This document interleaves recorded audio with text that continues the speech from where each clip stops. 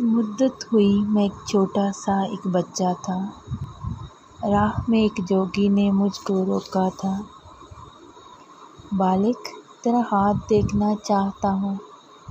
माथे पर जो पड़ा है वो सच देखना चाहता हूँ। कुछ देर वो यूं ही तकता रहा, फिर एक आँख भरी और कहने लगा, बालिक, ये जो तेरे हाथ की रेखा है, मैंने इसमें तेरा जीवन देखा है।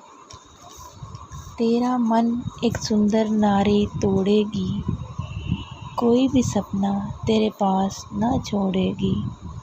रोएगा, चिल्लाएगा, पछताएगा, पर तेरे हाथ कुछ ना आएगा।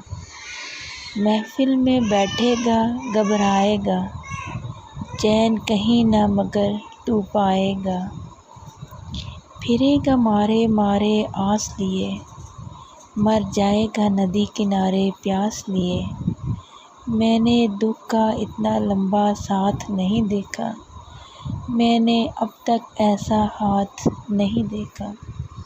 बालिक, ये जो तेरे हाथ की रेखा है,